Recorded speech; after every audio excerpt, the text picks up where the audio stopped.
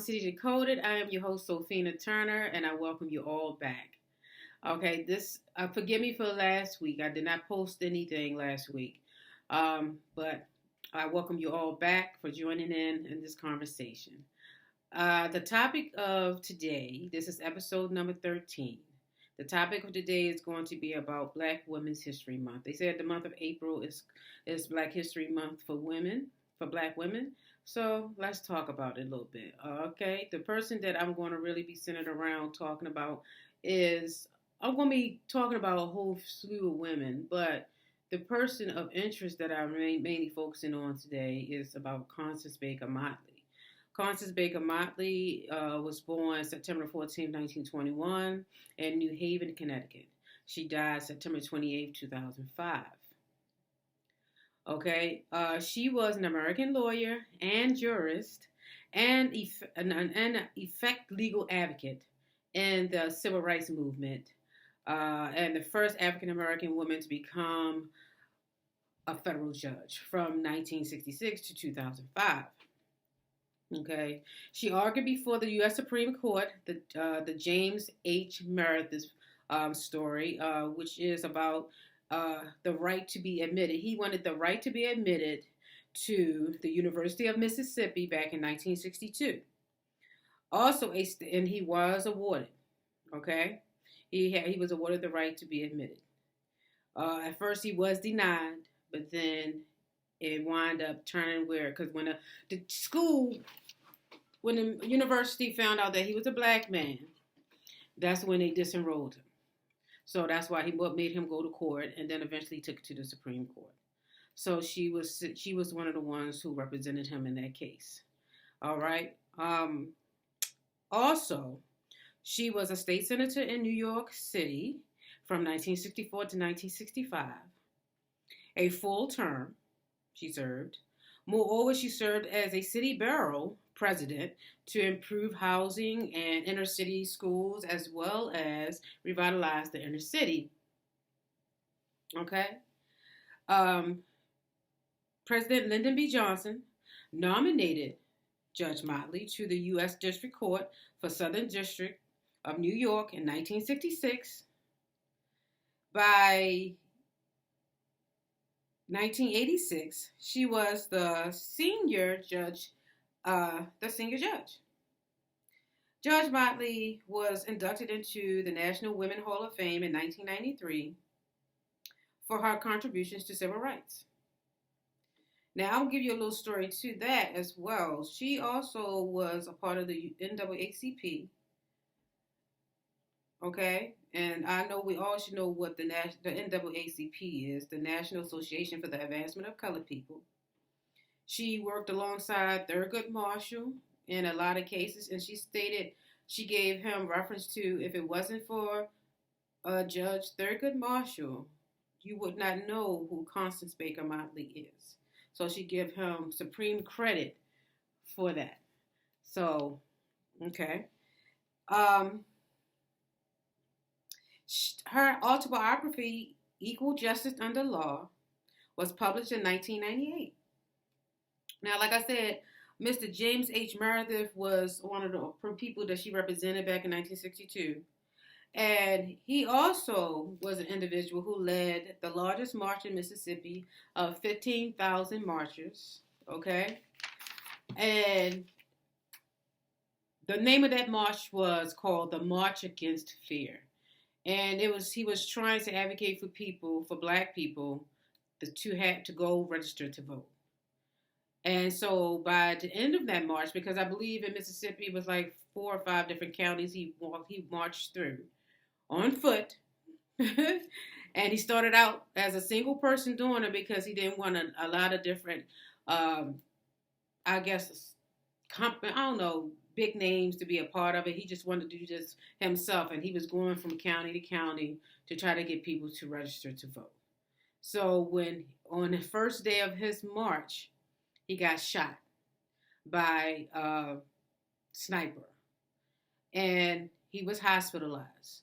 So that in turn caused Reverend Martin Luther King and the WACP to get involved and they decided to continue his march.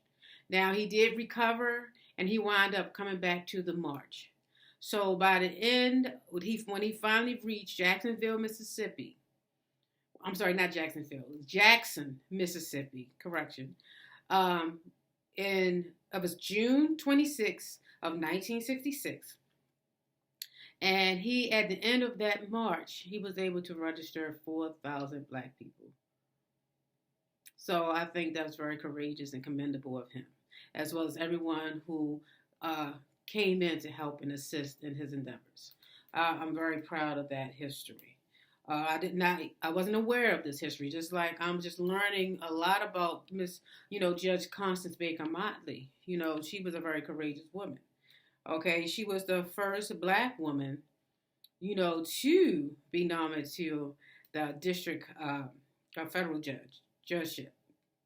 So that's something to be commendable about too. And that brings me back.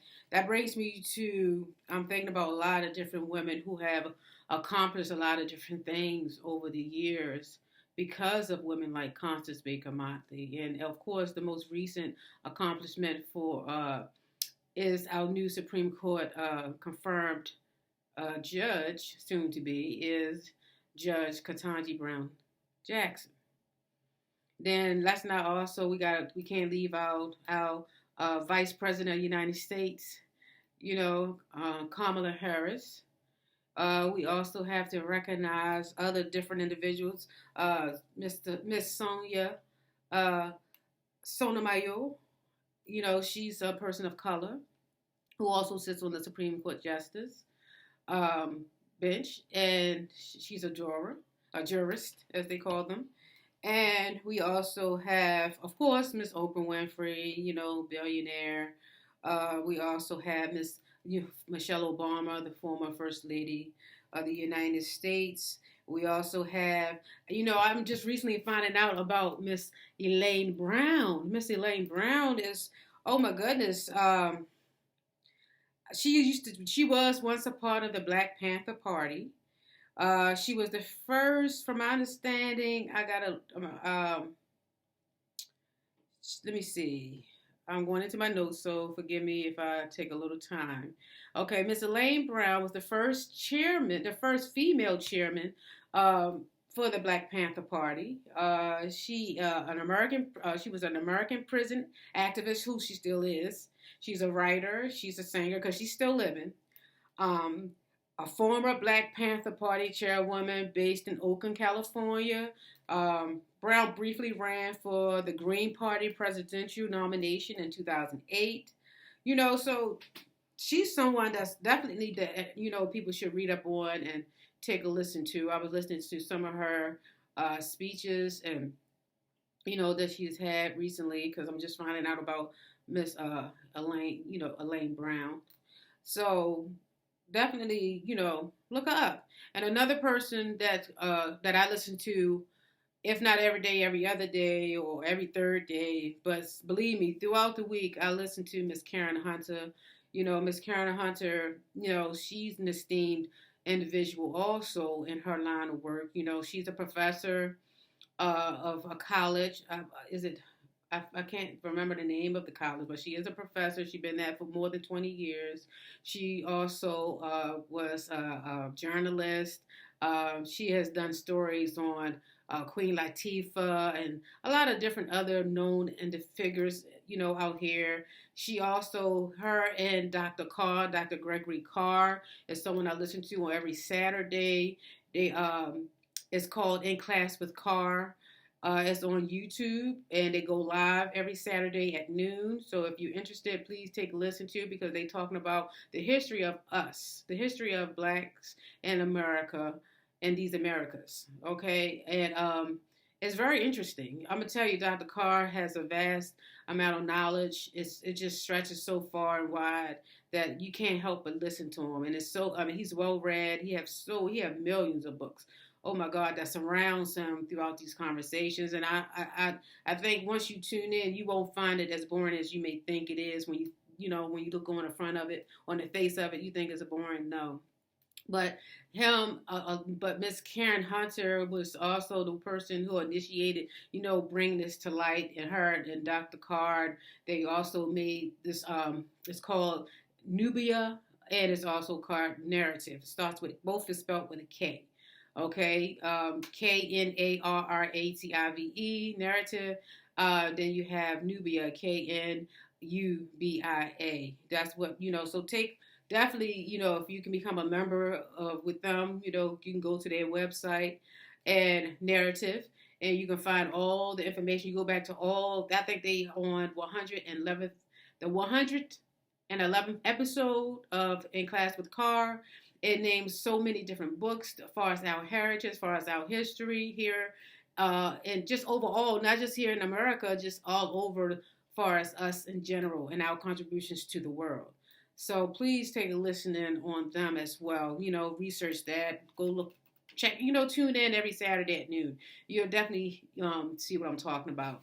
So that's another person. But then they stand on the shoulders of other great women that has contributed to this society, that has contributed to this to our livelihood. To name a few, we got Harriet Tubman, we have Sojourner Truth, we have Mary McLeod Bethune, we have Fannie Lou Hamer, we have Ida B. Wells, and they are catalysts for change, and it has been, a wonderful ride, just seeing, from their hard work and their endeavors and where it led us to now. I wouldn't be sitting where I'm sitting doing this with y'all as far as this podcast if it wasn't for these great women who have contributed to the human race. So I can go on and on. There's so many others, to learn about. There's so many. So I will take this time that I will please hope that we take and learn about us. Learn about us so we can learn and learn about others as well. So we can make right, good, decisive decisions as far as how we choose to live and what we can contribute also to this society as well, to keep helping our youth to grow and learn and be great. That's the objective, I believe, and always provide love in the mix of all of that. Always, always, always provide love. So I'm going to end it there. So I hope that everyone have a great day. And please, I'm going to try my best to come back to you. If not next week, maybe in a couple days, but please tune in. And I will hope that everyone please comment, share, like, and, subscribe. I would greatly appreciate it. It helps me to get out there more and more. So I will appreciate the help.